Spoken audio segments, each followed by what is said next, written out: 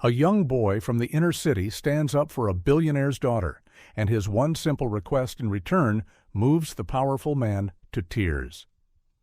The alarm blared at 4:30 a.m. As he always did, Arthur opened his eyes before the second ring, a habit ingrained by decades of labor. He couldn't afford the luxury of a snooze button. Every minute was a coin earned, and coins were a resource that vanished all too quickly from his life. At 72, Arthur carried a weariness in his bones that felt ancient, a fatigue far deeper than his years. This was not the retirement he had envisioned for himself, but life had dealt him a different hand. Now his only ambition was to secure a better future for Leo, his 7-year-old grandson, who slept soundly on a mattress on the floor of their single, cramped bedroom in the tiny Chicago apartment they called home. "Just give me the strength for one more day," he whispered into the pre-dawn gloom, a ritual he'd performed every morning since he'd found himself the sole guardian of a toddler 5 years ago. While the water in the shower sputtered to life, a small indulgence on the harshest winter mornings, Arthur mentally cataloged his day's schedule. A 6 a.m. janitorial shift at a downtown office building, then prep work in the kitchen of Mrs. Gable's Gold Coast residence at noon, followed by an afternoon of dishwashing at a diner.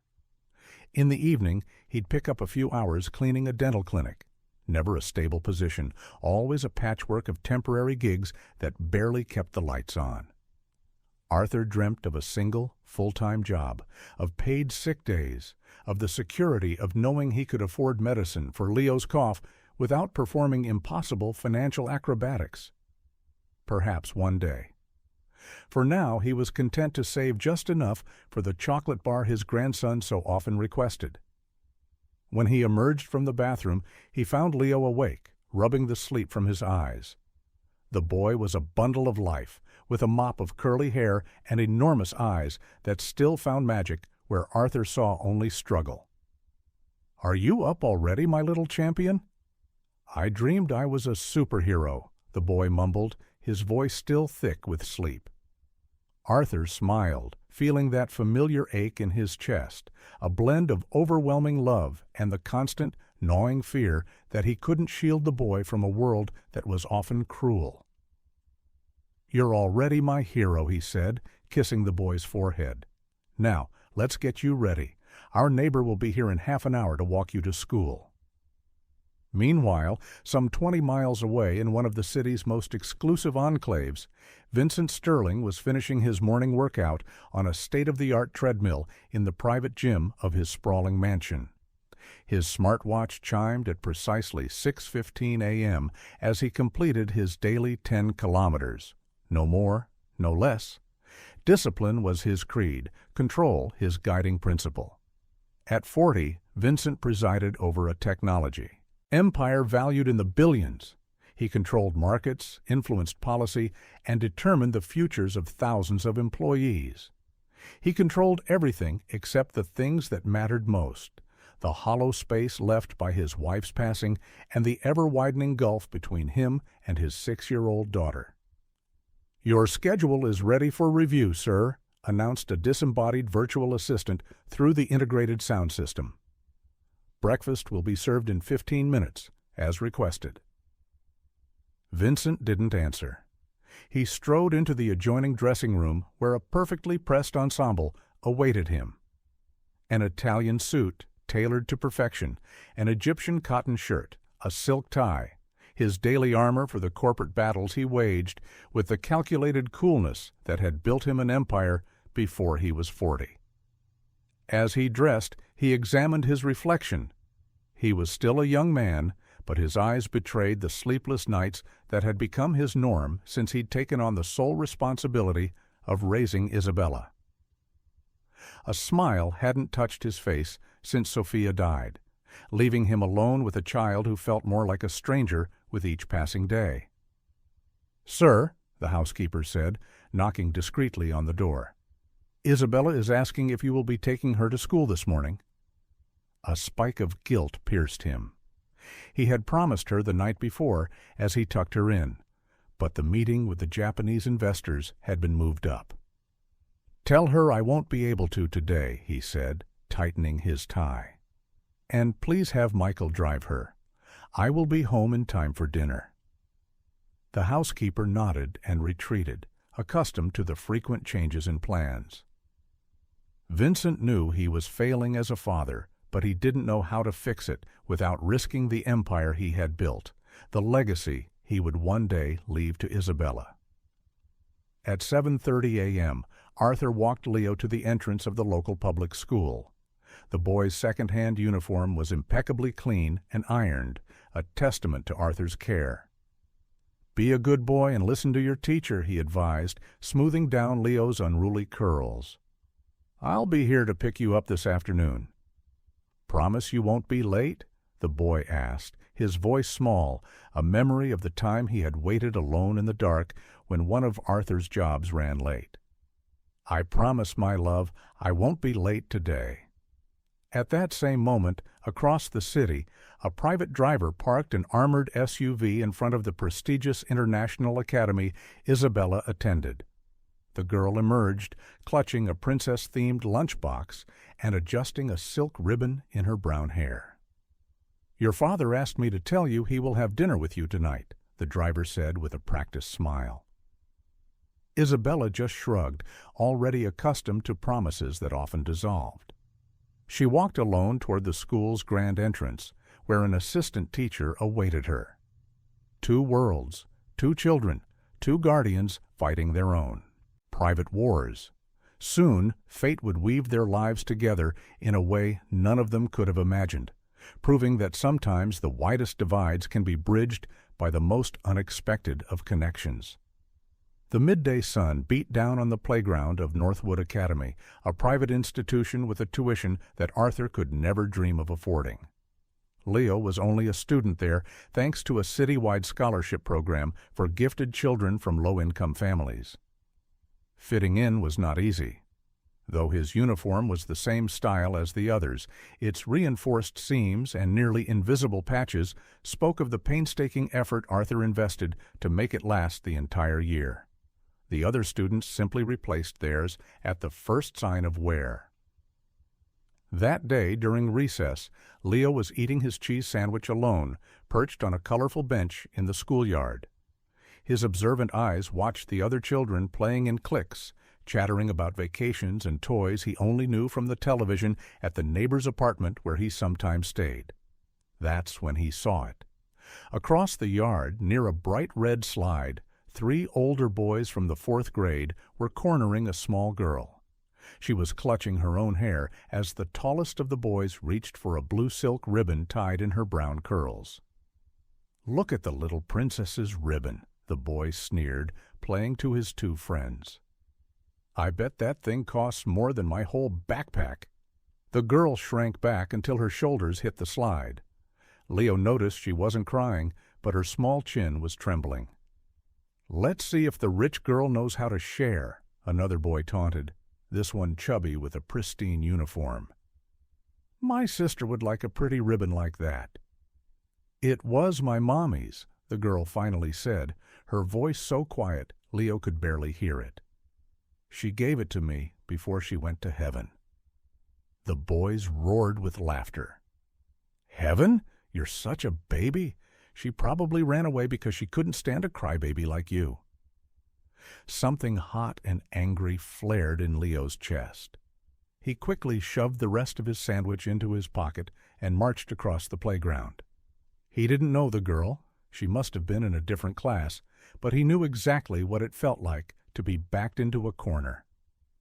"Leave her alone," he said, positioning himself between the bullies and the girl. The 3 boys looked at him, surprised for a moment. The tallest one, who looked about 10, recovered quickly and stepped forward, his face so close Leo could smell the sour candy on his breath. "Look at this, a scholarship kid trying to be a hero," the boy Marcus sneered, shoving Leo's shoulder. "Gonna defend your little girlfriend?" Fear trickled down Leo's spine. He was small for his age, and these boys were at least 2 years older. But a part of him refused to back down. He remembered Arthur's words.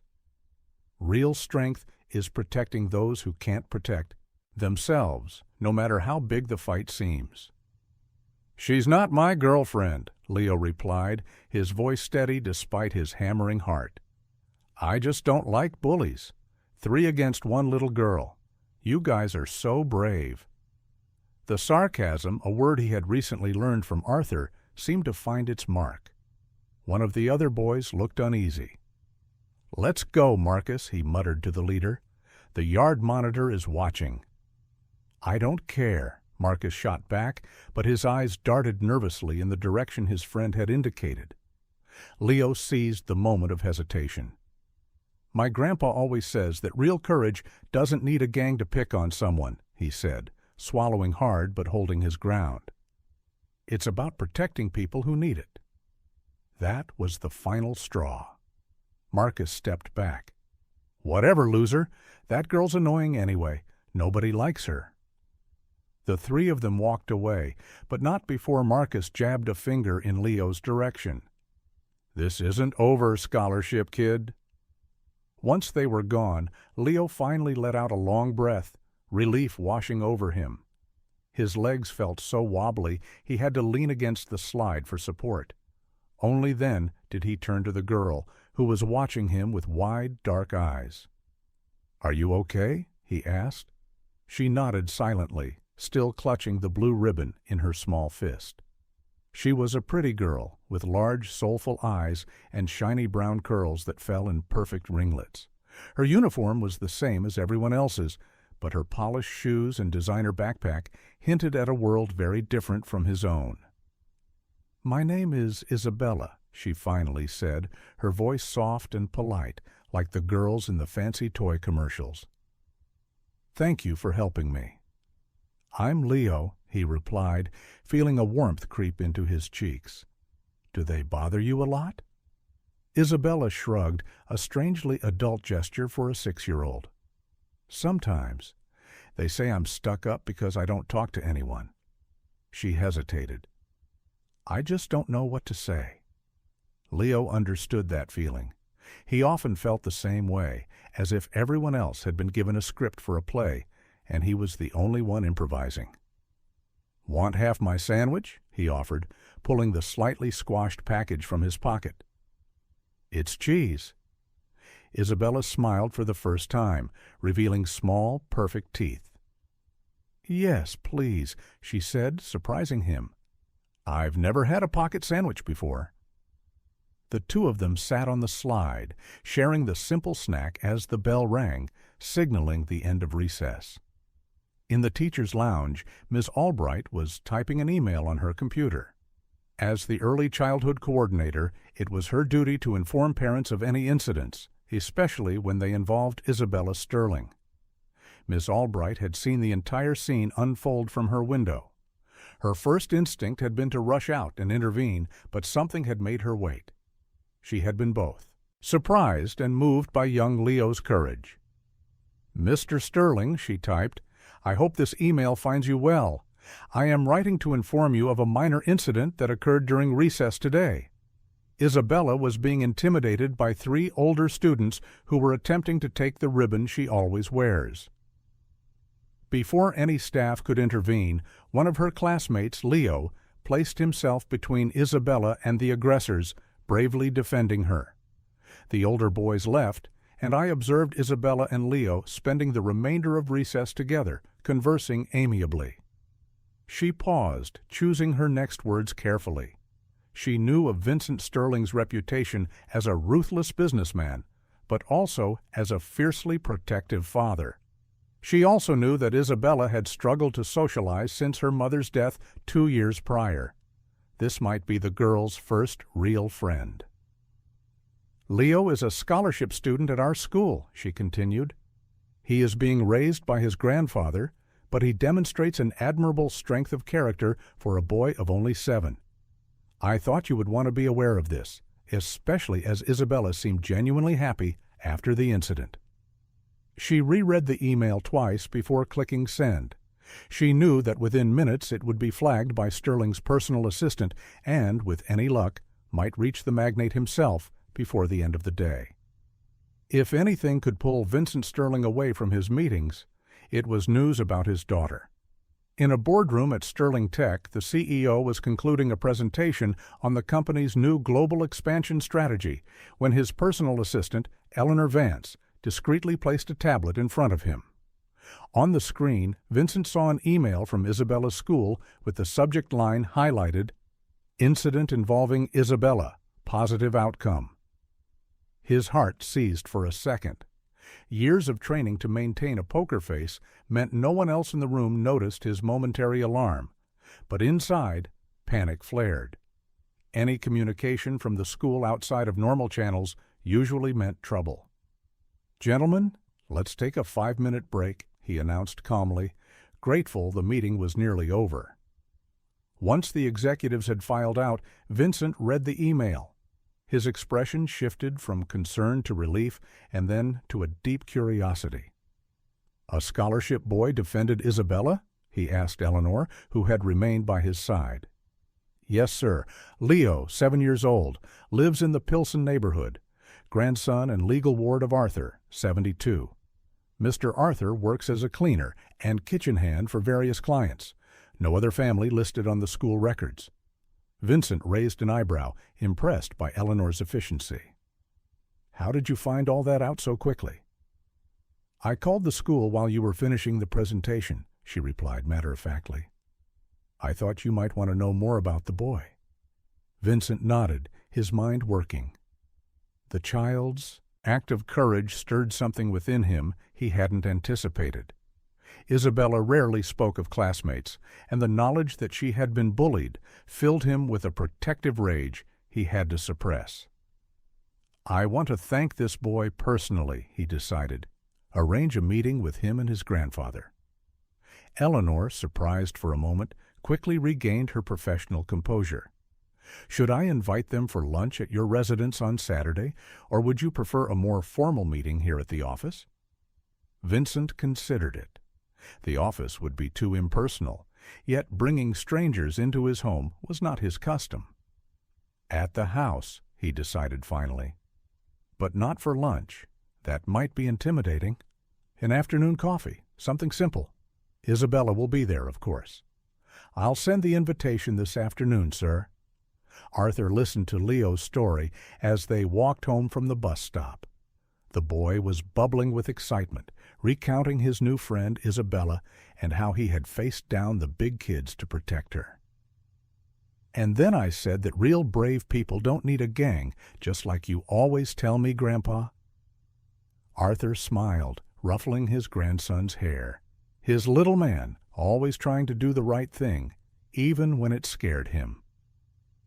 "I'm proud of you, Leo," he said, though a knot of worry formed in his stomach. "But those older boys might try to bother you again." "I'm not scared," he said, puffing out his small chest. "Isabella is really nice, Grandpa. She'd never even had a pocket sandwich before. Can you believe it?"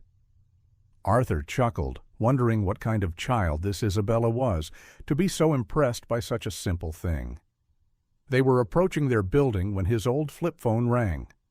Arthur was puzzled. Very few people had his number, usually just temporary employers. "Hello?" "Good afternoon. May I speak with Mr. Arthur, Leo's guardian?" A polished, professional female voice inquired. "This is he." "My name is Eleanor Vance, personal assistant to Mr. Vincent Sterling. I'm calling on his behalf to invite you and your grandson, Leo, for coffee at his residence this Saturday at 4 o'clock. He would like to personally thank your son for his assistance to his daughter, Isabella, at school today." Arthur stopped dead on the sidewalk, so stunned he nearly dropped the phone. Leo looked up at him, curious. "Vincent Sterling?" he repeated in disbelief. "The owner of Sterling Tech." Of course, he knew the name. Everyone in Chicago did. He was a fixture in the business news, one of the most powerful men in the country. Arthur could never have imagined that Isabella, the pocket sandwich girl, was his daughter. "That is correct, sir. Mr. Sterling was informed of the incident at school and wishes to meet the brave young man who defended his daughter. May we confirm your attendance?" Arthur hesitated. What could a billionaire possibly want with him and Leo? The situation felt strange, intimidating. His mind raced through a dozen scenarios, from Sterling offering some kind of reward to somehow reprimanding Leo for getting involved with his daughter. Why would a man like that bother with people like them? "Grandpa, who is it?" Leo tugged on his sleeve. Covering the phone's mouthpiece, Arthur whispered, "It's about Isabella, your new friend. Her dad wants to meet us." Leo's face lit up. "Let's go, Grandpa. I want to show Isabella my bottle cap collection." It was his grandson's pure, unadulterated excitement that made the decision for him. What did he have to lose? If Sterling was genuinely grateful, it was likely just a polite gesture. And if his intentions were otherwise, well, Arthur was old, not naive. He would protect his boy. "All right," he finally answered into the phone. "We will be there on Saturday." He hung up, still dazed by the surreal turn of events. His 7-year-old grandson had befriended a billionaire's daughter, and now they were invited for coffee at his mansion. Life certainly took unexpected turns, Arthur mused. But not even in his wildest imaginings could he have foreseen that a simple act of Leo's courage would open a door to a world so far removed from their own. A world that, until that phone call, he believed existed only on television. Saturday arrived more quickly than Arthur would have liked. After inspecting and discarding his 2 best pairs of trousers, he settled on a simple pair of gray slacks, his go-to for job interviews, and a worn but clean button-down shirt. For Leo, he chose the jeans without any patches, the white polo shirt the boy wore for school pictures, and the sneakers he'd bought on sale last month. "Do I look okay, Grandpa?" Leo asked, trying to flatten his unruly curls in the small, cracked bathroom mirror. Arthur smiled, his heart aching at his grandson's earnest effort to be presentable. The boy was so thrilled about seeing his new friend again that he had barely slept the night before. "You look like a prince, my boy," he said, helping him with a stubborn cowlick. "But remember what we discussed. We will thank Isabella's dad for the invitation. You'll tell him you were happy to help, and then we will leave. We mustn't overstay our welcome." Leo nodded, though the sparkle in his eyes betrayed that he had hardly absorbed his grandfather's cautionary words. In his 7-year-old mind, he was about to visit an enchanted castle where his new friend lived. At precisely 3:30 p.m., the car Sterling had sent, a sleek black SUV, pulled up in front of the rundown apartment building. A uniformed driver emerged and opened the rear door. "Mr. Arthur?" he asked politely. "I'm Michael, Mr. Sterling's driver. I'll be taking you to his home." Neighbors on the street stared, their curiosity piqued by the luxurious vehicle and the sight of Arthur and Leo being treated like visiting dignitaries. Arthur felt a flush of unease and embarrassment. This was not his world, and he felt as if he were stepping onto a stage without having learned his lines. During the 40-minute drive, Leo was captivated, his face pressed against the window, first by the car's plush interior. "Look, Grandpa, there's a TV in here," and then by the gradual transformation of the cityscape. As they left their neighborhood behind, the dense blocks of brick buildings gave way to larger homes with manicured lawns, tall fences, and lush trees. When the SUV finally passed through a set of imposing wrought iron gates and proceeded down a driveway lined with towering oak trees, Arthur had to consciously stop his jaw from dropping. The house, if one could even call it that, was magnificent. A 3-story limestone mansion with vast windows and sprawling gardens so perfectly manicured they looked like a magazine cover. "We've arrived," the driver announced, parking at the base of a grand staircase leading to the main entrance. "Mr. Sterling is expecting you in the sunroom." Arthur took a deep breath, straightened his shirt for what felt like the 100th time, and squeezed Leo's hand. "Remember, son, best manners above all else." In the sunroom on the mansion's eastern wing, Vincent Sterling checked his watch. It was exactly 2 minutes to 4, the scheduled arrival time. Isabella, seated on the sofa beside him, swung her legs in the air, displaying a restlessness that was highly unusual for his typically reserved daughter. "Daddy, do you think Leo will like my playroom?" she asked for the third time in 10 minutes. Vincent managed a slight smile, still taken aback by his daughter's enthusiasm. Since her mother's death, Isabella had shown little interest in making friends, preferring the company of adults, nannies, tutors, or on the rare occasions he was available, her father. Seeing her like this, so eager to share her world with another child, stirred a mixture of joy and a faint pang of jealousy he would never admit.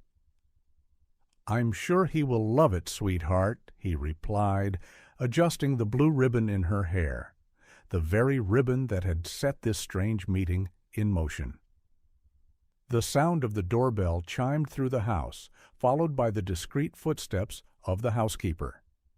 Moments later, the housekeeper, Margaret, appeared at the sunroom's entrance. "Sir, your guests have arrived." Vincent stood, smoothing the front of his navy blazer.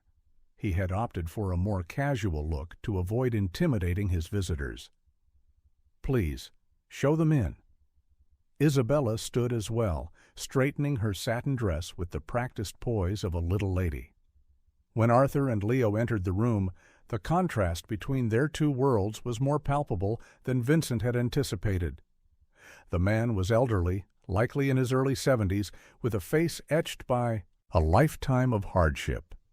Yet there was a quiet dignity in his steady gaze, and the firm set of his shoulders, an inner fortitude that Vincent hadn't expected. The boy, Leo, was even smaller than Isabella, which made his defense of her all the more remarkable. He had a shock of dark curly hair and bright, curious eyes that scanned the luxurious room with barely concealed awe, his face breaking into a wide grin when he spotted Isabella. "Welcome to my home," Vincent said, approaching them and extending his hand first to Arthur. "I'm Vincent Sterling. It's a pleasure to meet you both." Arthur shook his hand. His grip was firm despite a slight tremor. "Arthur, thank you for having us, Mr. Sterling." "Please, call me Vincent." He then crouched to Leo's level, extending his hand as if the boy were a business associate. "And you must be Leo, my daughter's hero." The boy glanced at the outstretched hand, then at his grandfather, who gave a slight nod. He shook Vincent's hand with a comical seriousness. "Isabella!" Leo called, waving his free hand. The formal tension shattered as Isabella, forgetting all her etiquette lessons, ran to Leo and gave him a hug as if they were old friends. Leo looked momentarily surprised before a huge smile spread across his face.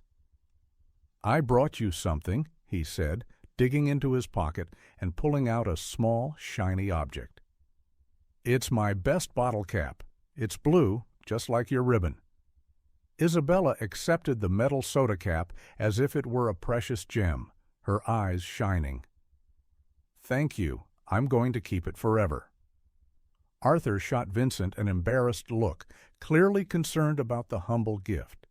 But to his surprise, the billionaire was smiling, genuinely moved by the children's spontaneous exchange. "Please, have a seat," Vincent invited, gesturing to the sofas arranged around an elegant coffee table, laden with tea, juices, and an impressive assortment of pastries and sandwiches. "Make yourselves comfortable." Arthur perched on the edge of a sofa, his back ramrod straight, while Leo settled next to Isabella without a second thought. The girl immediately began showing him an illustrated book she had selected for the occasion. "Would you like some tea or coffee?" Vincent offered. "A cup of coffee would be nice, thank you," Arthur accepted, watching with a mix of pride and apprehension as Leo pointed to a chocolate-covered eclair. "Leo, remember to ask first." "He can have whatever he likes," Vincent reassured him, pouring the coffee. "Isabella is also eager to show him her book collection. Perhaps they could spend some time in the playroom upstairs while we chat." Arthur hesitated. The thought of Leo wandering off alone in this massive house made him anxious, but he couldn't ignore his grandson's hopeful expression. "If it's no trouble." "Not at all. Margaret will keep an eye on them." Vincent summoned the housekeeper and asked her to escort the children to the playroom. Isabella, buzzing with excitement, grabbed Leo's hand and practically pulled him from the room, promising to show him the electric train that ran along the walls. Once they were alone, a slightly awkward silence settled between the two men. Arthur sipped his coffee, politely complimented the brew, and waited for Vincent to reveal the true reason for the invitation. "Your grandson is a fine boy," Vincent began, breaking the silence. "Thank you," Arthur replied. "He has a good heart, sometimes too good for his own safety." "He must get that from his grandfather," Vincent observed. The comment seemed to catch Arthur off guard. He looked away, suddenly conscious of the vast social chasm between them. What could a man like Vincent Sterling possibly know about the life lessons he tried to instill in Leo? About the importance of integrity when you have nothing else? "I try to teach him what's right," he answered simply. "It's not always easy." "I'm sure it isn't," Vincent agreed, leaning forward slightly. "Listen, Arthur, I'll be direct. What your grandson did was more than just a kind gesture. He stood up to boys much older than him to defend my daughter. That was an act of courage many adults wouldn't attempt." Arthur smiled, the first genuine smile since he had arrived. "Leo has a strong sense of justice. It gets him into trouble sometimes. I wanted to thank you personally and to offer something in return for his bravery." Arthur's body tensed. There it was. He wanted to offer money, a reward. The thought rankled him. He didn't want Leo to learn that good deeds were transactional. "There's no need for that, Mr. Sterling. Leo just did what he thought was right." "Vincent," he reminded him, "and I know it's not necessary. This is something I want to do. Not for what your son did, but for the person he is, and for the man who is raising him to be that way." Before Arthur could protest again, the sound of hurried footsteps interrupted their conversation. Leo came running back into the sunroom, followed by Isabella and the breathless housekeeper. "Grandpa, Isabella has a whole room just for toys, and a train that moves by itself and books that go all the way to the ceiling." Arthur smiled, relieved by the interruption. "That's wonderful, son. Did you remember to say thank you?" "Uh-huh," Leo nodded, his eyes still wide with wonder. "She even has a giant backyard with a swing set?" Vincent watched the scene, an idea beginning to form in his mind. Perhaps there was a better way to show his gratitude, one that could benefit everyone. "Leo," he called, standing and walking over to the boy. He crouched down again, meeting the child's gaze. "You did something very special for my daughter, and I would like to thank you. You can ask for anything you want as a reward." Arthur opened his mouth to object, but something in Vincent's expression stopped him. He seemed genuinely curious about the child's answer, free of the condescending tone adults often used with children. Leo looked at his grandfather, then at Isabella, and finally straight into Vincent's eyes. Without a moment's hesitation, he answered, "I want a job for my grandpa." A heavy silence fell over the room. Arthur felt a hot flush of shame creep up his neck. Of all the things Leo could have asked for, toys, games, even money, he had asked for the one thing that laid bare the precariousness of their existence, the one thing Arthur had always tried to shield him from. "Leo," Arthur finally managed, his voice trembling. "You shouldn't ask for such things. Mr. Sterling didn't mean—" He stopped when he saw Vincent's face. The man looked as if he had been struck. His eyes, suddenly moist, were fixed on the boy with a raw intensity. "Why do you want a job for your grandfather?" he asked, his voice strangely hoarse. "You could have asked for any toy in the world." Leo shrugged, as if the answer were the most obvious thing in the world. "Because Grandpa works in lots of different places, and he always comes home so tired. Sometimes his back hurts so much he cries when he thinks I'm asleep." The boy looked at his grandfather with pure adoration. If he had one good job, he could rest more, and he wouldn't have to cry any more. A single tear escaped down Vincent's cheek before he could stop it. He wiped it away quickly, but not before Arthur saw it. His reaction was staggering. What was it about a child's simple, honest words that could move a man like Vincent Sterling to tears? I think we should be going," Arthur said abruptly, getting to his feet. The entire situation had become intensely uncomfortable. "Thank you for the coffee, Mr. Sterling. We've taken up enough of your time." Vincent also stood, visibly struggling to regain his composure. "Please, don't go yet. I would like to seriously consider Leo's request." "That's not necessary," Arthur insisted, his face burning. "He shouldn't have said that. We didn't come here to—" "I know you didn't," Vincent interrupted firmly. "And that's precisely why I want to help. This isn't charity, Arthur. This is an opportunity for all of us." Something in the way he said "all of us" made Arthur hesitate. It didn't sound like a rehearsed line from a rich man looking to do his good deed for the day. "Please stay a little longer," Isabella pleaded, grabbing Leo's hand. "I haven't even shown him my dinosaur books yet." Faced with the hopeful expressions of both children, Arthur reluctantly agreed to stay for another hour. Vincent asked Margaret to take the children back to the playroom, promising Leo he would give his request serious thought.